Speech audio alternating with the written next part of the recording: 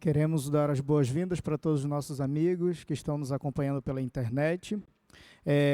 Iremos dar início ao nosso estudo. O guia de estudo desse trimestre é bastante interessante, que fala sobre o amor e a justiça de Deus. Hoje, para me acompanhar no estudo, nós temos aqui do meu lado esquerdo a Rila e do meu lado direito o irmão Daniel. Eles estarão me acompanhando aqui para que nós possamos, juntos com vocês, esclarecermos algumas dúvidas referentes à lição 5, que é a ira do amor divino, correto? Para nós iniciarmos, eu vou pedir para o irmão Daniel conduzir uma oração para que nós possamos dar início no nosso estudo. Muito bem, oremos. Graças te damos, Senhor, pelas tuas bênçãos, pelo teu amor, e nós clamamos, ó Pai, que o teu Espírito se faça presente aqui neste estudo bíblico que nós estaremos fazendo. Que nós possamos, ó Pai, entender, compreender e também ter o desejo em nosso coração de colocar em prática em nossa vida aquilo que nós vamos aprender.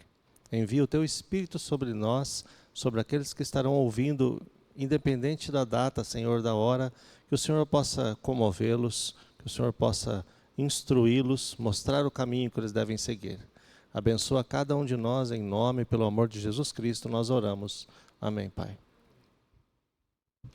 Bom, para nós darmos início aqui no estudo da lição, que tem como título, como eu já falei, a ira do amor divino, eu vou pedir para que a Rila, por favor, leia para a gente o versículo base do estudo, que está lá em Salmo 78. Nós iremos ler o 38, o versículo 38. Bom, diz o seguinte: contudo, ele foi misericordioso, perdoou-lhes as maldades e não os destruiu. Vez após vez, conteve a sua ira, sem despertá-la totalmente. Muito bem. Embora a gente saiba que a compaixão de Deus ela é algo frequentemente reconhecida, né, e admirada por muitos, mas a questão da ira ela acaba causando uma certa perturbação nas pessoas, né, porque muitas pessoas elas têm uma ideia equivocada sobre essa questão e é nesse assunto que nós iremos nos debruçar nesse momento. A parte de domingo ela fala sobre angustiado pelo mal. Tá? E a lição ela nos apresenta um Deus que nos ama, um Deus de justiça, mas um Deus também que odeia o mal e ele odeia o pecado. E isso acaba despertando a ira de Deus, correto? E o estudo nos traz a atenção para algo bastante interessante que é sobre o ciclo da rebelião. E eu gostaria que o irmão Daniel pudesse comentar conosco sobre esse ciclo. O ciclo da rebelião. O que é o ciclo da rebelião, irmão Daniel? Olha, ainda falando um pouquinho sobre a ira, às vezes a ira de Deus realmente é mal interpretada, porque a ira de Deus ela é muito comparada com a ira do ser humano. Certo. E essa comparação da ira de Deus com a ira do ser humano, não há como haver esse tipo de comparação. Deus ele se ira unicamente com o pecado. Apenas isso. Não é com a sua criatura, com o ser humano em si. Mas a ira de Deus, ela sempre recai sobre o pecado e não sobre o pecador.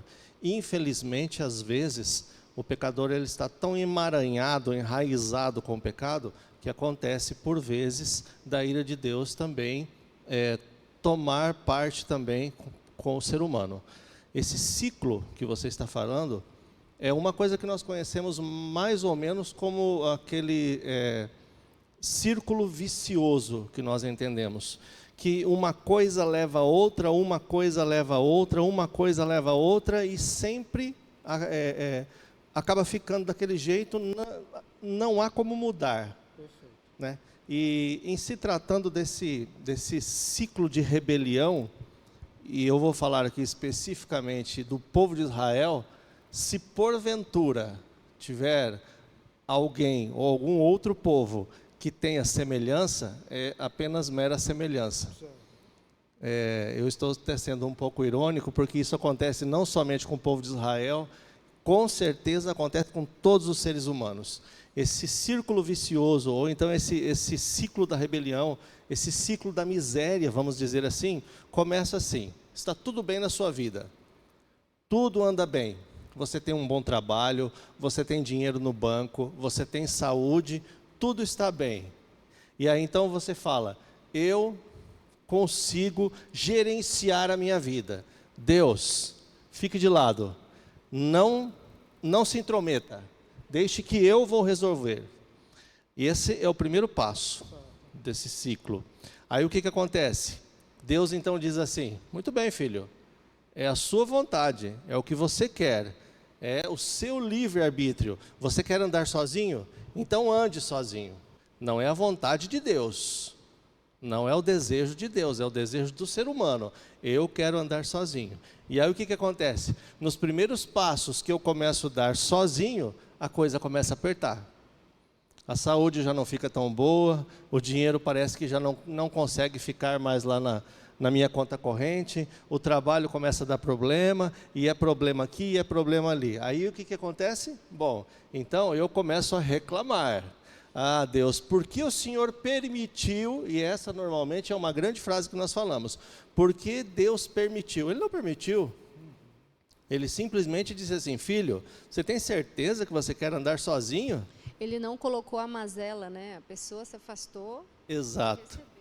Ele não colocou o problema. O filho, ele começou a andar sozinho. E aí eu comecei a reclamar e a coisa piorou. E daí então o que acontece? Eu clamo a ele pela misericórdia dele. Essa é uma outra parte.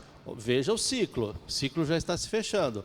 Eu clamo a Deus pelas bênçãos, clamo a Deus para que as coisas melhorem, clamo a Deus pela minha saúde, clamo a Deus pela minha conta corrente, clamo a Deus pelo meu trabalho, e daí então eu volto ao lado de Deus, e ao lado de Deus costuma-se endireitar as coisas. E aí então eu volto a ter uma vida certa. E o que acontece? Quando está tudo bem, qual é o outro passo do ciclo?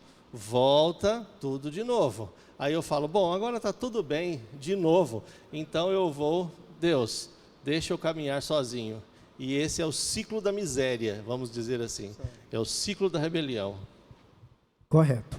O amor à justiça, como você bem comentou, e como nós já falamos sobre isso, eles estão interligados, né? Porque a ira divina seria a resposta adequada do amor contra o mal. Hoje a gente vive num mundo de injustiça, num mundo onde crianças são abusadas e tantas outras atrocidades acontecem, né? E aí eu queria fazer uma pergunta aqui novamente. Se você já ficou indignado, né, com algum mal feito a outras pessoas, é a primeira pergunta. E se essa emoção ajuda a entender a ira de Deus diante do mal? Porque pelo que eu entendi na sua fala, a ira de Deus na realidade ela é contra algo específico, como você falou, não é contra as pessoas, né, mas sim contra o pecado, correto? Certo. Sendo que algumas pessoas elas acabam, na sua fala você disse, né, acabam ficando amaranhadas ali no pecado e é difícil às vezes fazer essa distinção, correto? Então eu pergunto para você, essa emoção, né, de ficar indignado com algum mal que alguém já fez a outros ou, né, a você mesmo, se ajuda a entender a ira de Deus diante do mal? Ajuda a entender. Ajuda a entender como que é a ira de Deus perante o mal. Só que a minha ira, ela é muito diferente, a ira do ser humano, ela é muito diferente da ira de Deus. Porque quando eu vejo uma tragédia, quando eu vejo alguém que está, vamos dizer assim, vamos passar aqui uma pequena história. Vamos imaginar que eu veja um bandido assaltar alguém de forma violenta e bata naquela pessoa, ou é uma criança, ou um idoso, ou o que seja, a idade que for, e ele espanca. Aquilo, para mim, é uma coisa que eu vou querer resolver, vamos dizer assim. E causa uma certa indignação, né? Muita indignação, mas eu vou ficar indignado com quem? Com a situação ou com a pessoa? Normalmente nós ficamos indignados com a pessoa. é com a pessoa. É tipo assim, ele é um bandido, o que ele merece, né? Normalmente nós queremos já julgar a pessoa. Tem que ir para a cadeia, tem que ficar preso, tem que... Então, o ser humano, a indignação do ser humano, a ira do ser humano, ela é voltada para a pessoa, não tanto aos atos. Se bem que os atos causaram aquilo, mas a minha indignação, ela vai se voltar contra a pessoa, e isso é errado. Isso é muito errado. Apesar de que, normalmente, nós não conseguimos nos conter, mas isso é errado. E Deus, muito diferente do ser humano, Ele consegue separar. Ele ama o pecador e odeia o pecado. Ou, falando diferente, Ele odeia o pecado, mas Ele ama o pecador, diferente do ser humano. Mas dá para a gente ter uma noção de como é que Deus fica diante de uma situação onde tantos filhos dele passam por problemas e dificuldades. Muito bem. A Bíblia fala que Deus ele é tardio em irar-se, correto? E Deus ele fica irado diante do mal porque Ele é um Deus de amor. Beleza? Então, assim, o Senhor, e Ele é tão compassivo, cheio de graça, que Ele chegou a ser questionado por um profeta. E a gente vai entender um pouquinho melhor sobre isso. Eu queria que a Rila falasse para a gente aqui sobre o contexto da história de Jonas, né? Para a gente refletir sobre a ação de Jonas e o perdão que Deus ele concedeu aos ninivitas. E como isso nos diz sobre Jonas e sobre Deus. Então, a gente tem duas situações aqui diferentes. A gente tem aqui a postura de Jonas contra os ninivitas e a postura de Deus com os ninivitas, né? Eu queria que a Rila contextualizasse para a gente essa história, para que nós pudéssemos entender toda a questão histórica que estava acontecendo ali e o que aconteceu naquela situação. Bom, Deus falou para Jonas ir para a cidade de Nínive para pregar para eles, né, sobre que a maldade deles tinha chegado até a presença de Deus e que eles precisavam se converter, né, para que eles pudessem viver. Porque se eles não mudassem, a ira de Deus, né, a gente vê muito a ira de Deus, a palavra, mas é uma retribuição àquilo que eles estavam fazendo, para conter a maldade que eles estavam cometendo naquela época. E Jonas, ao invés de ir para Nínive, para realmente cumprir essa missão, ele desviou o caminho.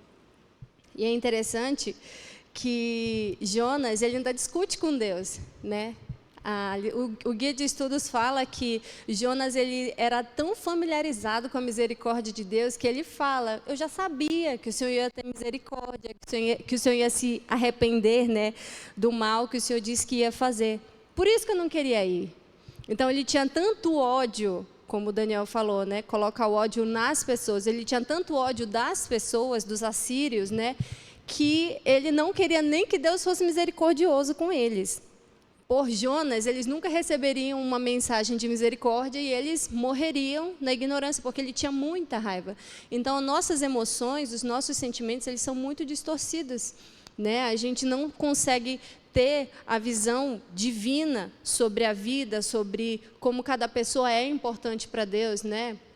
Se a gente for observar, por exemplo, Paulo, olhando no contexto dos cristãos da época, quem diria, né, que Paulo estaria no meio dos cristãos pregando o evangelho, dando a vida em favor do evangelho.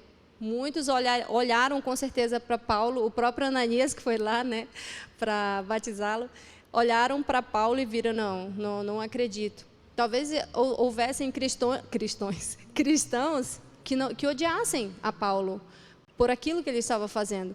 Então, é interessante que o guia de estudos fala sobre o comportamento de Jonas em relação a Deus, e o mais interessante ainda é essa permissão que Deus dá do ser humano questionar, né? Ele viu a insatisfação de Jonas e ele permitiu esse diálogo, para a gente ter mais uma ideia, mais uma noção de como Deus é compassivo, de como Ele tem compaixão de cada um de nós. Ele percebeu a ignorância emocional de Jonas, e ele se permitiu conversar com Jonas sobre aquilo. Ele é soberano, ele não precisava nem se justificar, mas ele teve aquela conversa, né? Então, Jonas, o ódio de Jonas, a ira de Jonas, olha só, a gente justifica muito a nossa ira, o nosso comportamento diante de coisas ruins, porque a ira de Deus, ela não é uma manipulação de maldade pura. Não, estou aqui, estou com raiva. Não gostei do Daniel, olhei para ele, estou com raiva do Daniel, vou machucar o Daniel, porque eu estou com raiva. A ira de Deus não é distorcida dessa forma. A ira de Deus, como o próprio guia fala, é uma reação de amor e justiça ao mal. Então, o mal, ele causa essa reação em Deus. E quando nós reagimos ao mal, a gente acha que é justa a nossa ira, a nossa raiva. Mas muitas vezes, muitas pessoas podem ler a Bíblia e achar que Deus é injusto quando Ele demonstra a sua ira. Mas as pessoas, elas não entendem que muito mais do que qualquer bondade humana que a gente possa achar, qualquer ser humano que tenha sido mais bondoso no mundo inteiro, não se iguala à bondade de Deus, ao amor e à justiça que Ele tem, porque é verdadeiramente pura, íntegro, inteiro, muito mais do que em nós. Essa questão de Jonas e Nínive, ela é muito interessante porque é um exemplo clássico sobre o círculo vicioso ou ciclo da desgraça, como eu acabei de falar. Nínive, eles todos se arrependeram. A história de Jonas conta que todos se arrependeram. Porém, aquela geração se arrependeu.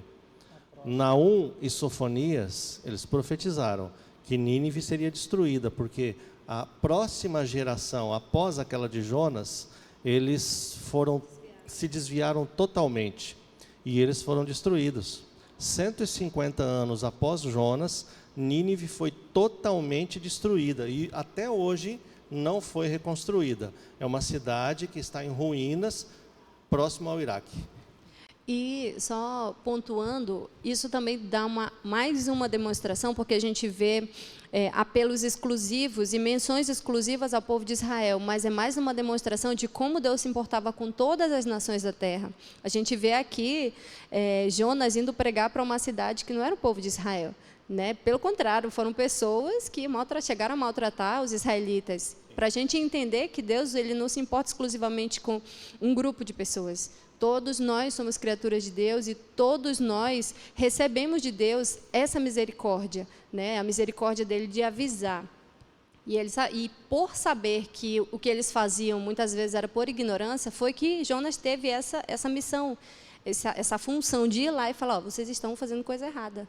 Mas apesar de ter a misericórdia e a graça, nós também temos a justiça. Temos a justiça. E o nosso guia de estudo, ele diz que enquanto nós podemos ficar rapidamente irados, Deus é longânimo e paciente, concedendo a sua graça de maneira generosa. Enquanto a gente percebe o quanto o nosso caráter ele é e pode ser diferente do caráter de Deus. Jonas queria que os ninivitas todos fossem destruídos, porque eles eram uma geração sanguinária, né? Os ninivitas eram uma geração sanguinária e Deus ele concedeu graça, porque se fosse por Jonas todos já deveriam ser destruídos, mas Deus ele deu a graça e concedeu a oportunidade daquela geração se arrepender, né? Aquela geração se arrependeu, sendo que a próxima geração com certeza não trilhou o mesmo caminho. Exatamente, correto? Foi bem isso que aconteceu. A parte de terça-feira fala sobre a indignação justa, e aqui a gente tem talvez um personagem bastante interessante, né? Porque como você falou, a gente fala sobre o amor, mas a gente não pode esquecer da justiça, que é justamente o título da lição desse trimestre, né? O amor e a justiça de Deus. E aqui nós temos Jesus no templo, e eu gostaria que o Daniel contextualizasse para a gente o que a reação de Jesus e a forma como o templo estava sendo usado nos diz sobre a ira de Deus contra o mal. Essa situação, apenas contextualizando, igual você disse rapidamente, era uma situação onde eles estavam utilizando o templo de Israel para os seus negócios particulares. Ali existia corrupção, existiam venda de animais, existia o uso de uma moeda específica no templo. Essa moeda tinha que ser trocada, por isso que fala que existiam cambistas ali no templo. Então era todo um clima de corrupção que existia ali naquele local. E Jesus Cristo, quando ele chega ali, ele vê aquela situação dentro do pátio do templo, aquela situação, ele fica completamente indignado. E aí então nós podemos ver a ira. A ira, a ira de Deus, a nossa não por vezes, mas a ira de Deus, ela tem a possibilidade, o interesse, a primeira instância de ter resolver aquela situação no sentido de restaurar. É uma restauração. O que Jesus Cristo fez ali, apesar de que algumas pessoas olham, veem aquela cena e acham que ele foi violento, ele não foi violento. Por exemplo, as pessoas falam, mas ele chegou a bater nas pessoas com um chicote. A Bíblia não conta isso. A Bíblia diz que ele fez um chicote com cordas, ele deve ter pego algumas cordas ali, e ele começou a espantar os animais, assustar os animais. Virou a mesa dos cambistas, mas a Bíblia não fala em momento nenhum ele batendo em pessoas, ele chicoteando pessoas, mas ele restaurou. E essa indignação de Jesus Cristo causou essa restauração no templo. As pessoas, pelo menos por um bom tempo, eles viram que eles estavam fazendo aquela coisa errada. E isso é que Deus quer para cada um de nós. Quando ele fica indignado com o mal, com a situação, ele quer que aquilo não perdure, ele quer que aquilo se acabe, ele quer que aquilo seja restaurado. Aquilo que ele fez logo no começo, lá no Éden. Essa é a intenção básica de Deus, de Jesus Cristo. Redenção, voltar ao Éden. Muito bem, e aqui eu gostaria de complementar com uma segunda pergunta, né? Como nós podemos evitar a armadilha de justificar a ira egoísta como se fosse uma justa indignação? Porque é comum nós cairmos no erro e como nos proteger dessa tendência sutil, mas real, de nós justificarmos a nossa ira egoísta como se fosse uma indignação realmente justa ou plausível, né? Na maioria das vezes, o ser humano, quando ele fica irado, ele faz coisas que às vezes nem percebe que fez. Então, para nós evitarmos essa situação, a melhor maneira é pensar 2 vezes antes de você fazer. Pense 2 vezes antes de você praticar aquilo que você está querendo praticar. Porque depois de feito, a flecha lançada, como a própria palavra de Deus fala, a flecha lançada, não há como você retornar. A palavra dita saiu da boca, não tem como voltar. A nossa ira, ela tem que ser muito bem calculada e altruísta. A ira de Deus é uma ira altruísta. Nós precisamos nos assemelhar à ira de Deus. Se vamos ficar indignados com aquela situação, é para restaurar a pessoa, restaurar o testemunho, restaurar o evangelho, restaurar de uma forma geral, e não apenas querer destruir. Nós temos que fazer isso com a intenção de ajudar a situação, e não simplesmente de bater em uma pessoa, espancar ou acabar com aquilo. Nós precisamos pensar 2 vezes e restaurar aquela situação. Muito bem. A parte de quarta-feira, ela fala que Deus ele não se agrada em afligir, né? Nós temos aí alguns exemplos históricos de nações que foram destruídas, né? De cidades que foram destruídas. A gente tem Sodoma e Gomorra, a gente tem Nínive depois, né? A gente tem também Jerusalém, que passou várias vezes por destruição. E eu gostaria de perguntar para a Hila, eu queria que ela contextualizasse para a gente o que o nosso guia de estudo traz especificamente sobre o juízo que decaiu sobre Jerusalém, né, por meio dos babilônicos. E por que ele, no caso Deus, puniu os babilônicos depois? Tá? Então, assim, por que Deus trouxe juízo sobre Jerusalém por meio dos babilônicos e por que Deus ele pune Babilônia posteriormente a isso? Então, é aquele ciclo da rebelião que o Daniel falou. Essa punição que a gente fala como punição, mas nada mais é do que o afastamento de Deus, permitindo que eles fiquem entregues às suas próprias escolhas, trata-se de permitir que eles escolham as consequências da liberdade deles. Vocês não me querem, eu me afasto, e vocês vão ficar sem mim, desprotegidos, porque quem protege Israel, quem nos protege, é Deus. Então, Deus permitiu que os babilônios, eles fizessem isso. É uma permissão que a gente pode dizer, não nesse sentido, tipo, vai lá e pega eles. Não assim, eu me afasto. É que nem você tem uma grade, você está numa casa trancada, tem uma grade e tem um pitbull. Assim, eu não quero você, eu não quero essa grade essa grade está me prendendo. Tira a grade, o que vai acontecer? O pitbull vai sair e provavelmente vai atacar a pessoa.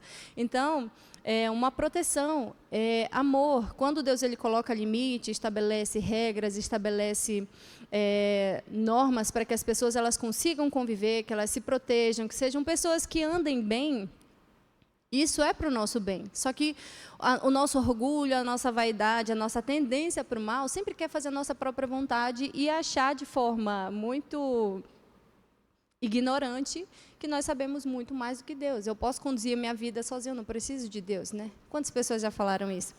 Então, por que ele puniu os babilônios por depois?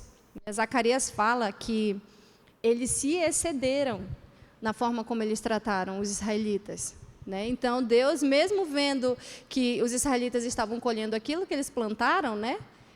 Se afastando de Deus, ele não achou nada adequado e nada bonito o que os babilônios fizeram com os israelitas. Então, lá em Zacarias, fala que eles seriam destruídos, por quê? Porque eles se excederam, eles foram muito cruéis, né? E Deus, ele não é... Essa que é a questão. Deus é um Deus que se ira, porque a ira ela é uma reação enérgica ao mal. É o que Jesus fez lá no templo. Jesus ele teve uma atitude enérgica, porque se ele fica simplesmente passivo, iria continuar acontecendo, né? Como o Daniel falou, ele teve aquela atitude e aquilo por um tempo, né, ficou sem acontecer. Então, ele precisou agir, reagir, porque se ele não fizesse isso, ia parecer que ele concordava. Nas minhas atitudes, nas minhas palavras, não concordo. Mas eu consigo conviver com isso. Jesus frequentava o templo, né? Como é que Jesus iria conseguir conviver com aquela situação que era corrupta dentro do próprio templo? Então, Deus, ele não negocia com o mal. E ele não convive com o mal. Então, ele tem as atitudes que é justamente para afastar o mal de nós. Então, os babilônios agiram de forma cruel e Deus retribuiu a eles por isso. É interessante, só complementando isso que você está falando, Rila, é exatamente isso daí. E Deus, em todas as vezes, ele não se afasta, mas nós pedimos que ele se afaste. Existe uma frase hoje em dia que ela é utilizada, eu não sei nem de onde que veio, mas ela diz mais ou menos assim: para o mal prosperar, basta ao bem silenciar-se, não fazer nada. Então, se Jesus Cristo, só complementando a sua fala, complementando não, falando em outras palavras, se Jesus Cristo tivesse ficado quieto naquela situação, o mal, ele ia prosperar. Então, ele foi necessário, e muitas vezes é necessário que Deus, ele atue, né, para que o mal não prospere. Se deixar, o mal prospera. Muito bem. E é interessante nisso tudo que foi falado, não é que Deus, ele vai lá, como o Daniel falou, vai lá e vai intervir de uma maneira autoritária. Se a gente for olhar toda a trajetória do povo de Israel, é interessante que quando eles se afastam de Deus, Deus ele tira a proteção e eles são entregues às suas próprias sortes, né? Tanto que se a gente for olhar todo o contexto histórico das vitórias em guerra, não era que eles venciam as guerras por suas próprias forças, por seu armamento, não por suas estratégias, mas na maioria das vezes eram vitórias sobrenaturais. Eram vitórias sobrenaturais por meio da ação do poder de Deus, né? Se a gente for ver ali no livro de Juízes, o povo se afastava de Deus, Deus ele tirava a proteção, eles eram entregues nas mãos dos seus inimigos. Alguém ia lá, se arrependia, buscava Deus e Deus ouvia como um Deus de amor, de misericórdia, e Deus então voltava-se para o povo para protegê-los novamente. Então aqui a gente percebe justamente isso, né? Então Deus ele se afasta não porque ele queria se afastar, mas sim porque eles decidiram tirar Deus do caminho e da trajetória deles. E olhando por esse ciclo, a gente consegue entender um pouco da indignação de Jonas, né? Porque esse povo vem, aí ele se afasta, sofre, só volta para o Senhor porque ele está sofrendo. Aí o Senhor tem misericórdia, como se Deus não entendesse que o ser humano, infelizmente, funciona desse jeito. Então, a indignação de Jonas, que vivenciava a misericórdia de Deus era justamente essa. O Senhor vai ter misericórdia, o Senhor vai perdoar, o Senhor vai deixar... Eu já conheço esse ciclo. Conheço, eu já sei o que vai acontecer. O Senhor vai falar com ele de novo, você vai voltar a falar com ele de novo. Então, mas em algum momento aqui nós falamos aqui que Deus é tardio em irar-se, né? E se Deus não fosse tardio em irar-se, será que nós hoje estaríamos aqui? Com a nossa vida, com os nossos pecados, com os nossos atos, cada um de nós, será que nós hoje estaríamos aqui se Deus não fosse misericordioso e tardio em irar-se? Eu acho que é justamente porque ele conhece o mecanismo humano pós-queda, né? Ele entende como que o ser humano funciona depois da queda, com relação ao aprendizado espiritual, sobre evoluir de fato e entender as coisas da vida, como que funciona a graça de Deus, que é por isso que ele se permite participar desse ciclo, porque é muita misericórdia de Deus estar o tempo todo nesse ciclo que infelizmente a gente vive, né, que é o ciclo de rebelião. Muito bem. Agora, já chegando aqui quase na reta final, nós temos aqui a demonstração, e o título nos traz aqui um alerta, né, nos faz um chamado, na realidade, demonstre compaixão. Essa semana eu estava vendo uma reportagem que causou muita indignação em muitas pessoas, né? Viralizou na internet, digamos assim. Uma família foi envenenada 2 vezes, né? Num primeiro momento, foi dado, se eu não me engano, para as crianças foi dado caju, e o caju estava com veneno, morreram dois irmãos daquela família.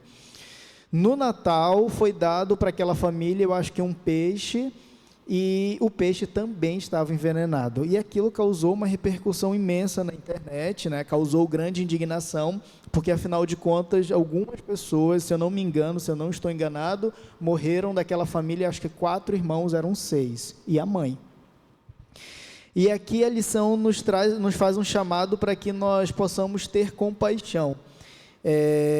Mas é difícil, né, no nosso olhar humano, no nosso caráter, ter compaixão às vezes de algumas situações ou de algumas pessoas, né, como dentro desse contexto de uma pessoa que agiu dessa maneira, envenenando pessoas que talvez não tivessem, né, nenhuma situação em relação a isso. Crianças morreram, e tem uma pergunta aqui interessante, porque Cristo, ele se dá em sacrifício mesmo sem nós merecermos, não é verdade? Então, assim, ele teve compaixão conosco, mesmo a humanidade caída, né? Pessoas mentirosas, pessoas egoístas, e a Bíblia fala que o Deus se fez homem, habitou entre nós e morreu numa cruz, e foi uma das piores mortes que podia haver na época, que era a morte de cruz.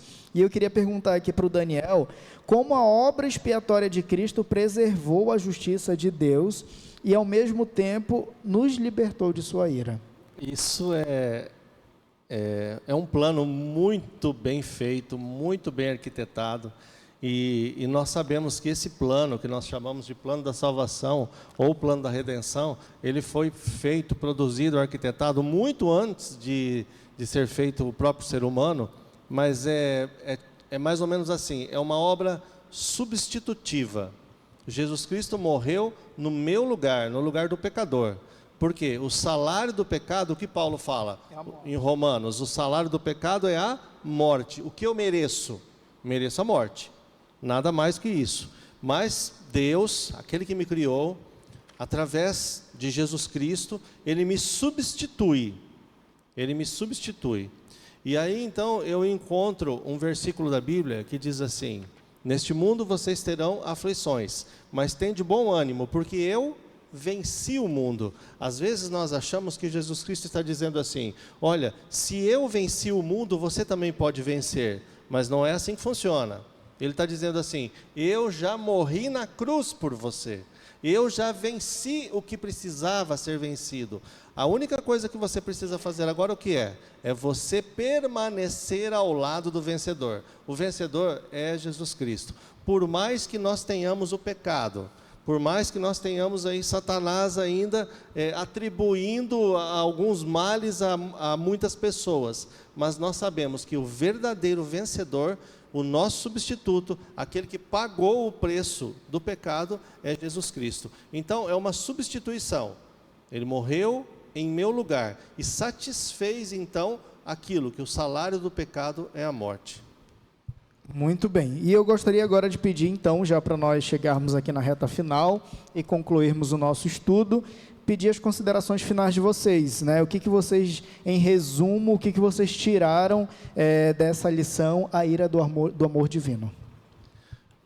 Olha, o que nós precisamos tomar bastante cuidado é com a rebelião declarada contra Deus. Isso é o que pode nos tirar a salvação. Rebelião declarada contra Deus. A partir do momento em que você diz que você é rebelde e que você não quer Deus, aí então você está nas mãos do mal, você está nas mãos do pecado. E se você está nas mãos do pecado, você pode ser objeto da ira de Deus. Então nós precisamos ter em mente o seguinte: mesmo às vezes caindo, nos machucando, praticando obras erradas, nós não podemos estar em rebelião declarada contra Deus. Nós temos que a cada dia buscar o perdão, buscar uma vida de devoção ao lado de Deus, através do estudo da palavra todos os dias. A salvação, ela é minuto a minuto. Jesus não voltou no minuto passado, eu tenho que me manter agora focado, porque se ele voltar nesse minuto, eu tenho que estar salvo. Então, encerrando as minhas considerações, estudo da palavra todos os dias, oração todos os dias. E quando eu digo oração, eu digo tempo de qualidade. O que é uma oração com tempo de qualidade? É uma oração onde você pode pedir e pode agradecer, mas o que sobra da sua oração, quando você pediu e quando você agradeceu, aquilo ali é o tempo de qualidade. Converse com Jesus Cristo, converse com o Pai, Ele está ali para te ajudar. Oração, estudo da Bíblia e testemunhar, falar de Jesus para as outras pessoas. Hila? Bom, nós sabemos que o mal ele é temporário, ele tem um prazo de vencimento, ele vai acabar, ele não é eterno, assim como o bem é eterno. E como o Daniel falou, a Bíblia deixa bem claro que o salário do pecado é a morte. Ezequiel capítulo 33, versículo 11, fala que Deus ele não tem prazer na morte do pecador, mas que ele se arrependa e se converta dos seus maus caminhos. Ele faz até a pergunta, ele fala 2 vezes, convertam-se, convertam-se. E faz a seguinte pergunta: por que vocês haveriam de morrer, ó casa de Israel? Por que vocês não precisam morrer. Ele concede a vida eterna a cada um de nós, né? Jesus ele já permitiu que a gente tivesse essa oportunidade de ter a vida eterna. Então, essa lição, ela traz para a gente uma lição muito importante, ela traz algo muito importante para a gente colocar na nossa vida de uma vez por todas. Deus, ele não tem prazer em machucar o ser humano. Deus não tem prazer em afligir o ser humano e não tem prazer em se afastar do ser humano para permitir que o ser humano sofra. Ele quer que a gente esteja perto dele. Mas essa relação é uma relação condicional. A gente precisa aceitar, a gente precisa reagir de forma positiva ao amor de Deus por nós, né? E sempre lembrar que o amor de Deus é um amor verdadeiro de Pai. Nós somos criaturas dele.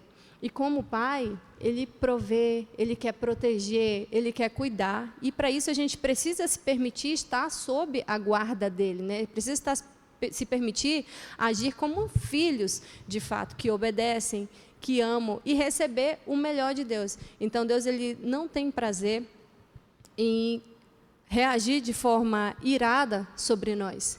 Ele vai trazer justiça sobre todo o mal, porque o mal é temporal, né? O bem é eterno e ele vai trazer a justiça sobre o mal.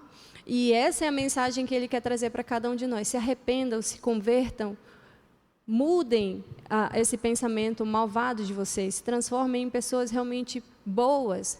Eu trago para vocês o testemunho de como vocês devem ser. Por favor, obedeçam, sigam, para que vocês vivam. O maior desejo de Deus para cada um de nós é que nós possamos viver. Ele quer que a gente viva, né? Mas, infelizmente e felizmente, isso depende das nossas decisões e que a gente possa tomar a melhor decisão, que é viver ao lado do nosso Senhor. Muito bem. Para concluir, eu gostaria só de ler um trecho aqui do nosso estudo que diz assim: a ira de Deus é, em essência, a resposta adequada de amor ao mal e à justiça. Assim, o mal desperta a paixão de Deus em defesa das vítimas e contra os responsáveis pelo mal. Portanto, a ira divina é outra manifestação do amor divino, ou seja, de pôr fim ao mal e ao pecado. Gostaríamos de agradecer você que nos acompanhou no estudo da lição. Gostaríamos de pedir para que possam acompanhar os próximos estudos também. E para finalizar, a gente vai fazer uma oração. Vou pedir para que você que está nos acompanhando também feche seus olhos, e vocês que estão aqui comigo também fechem seus olhos, para que nós possamos finalizar com uma oração a Deus. Oremos.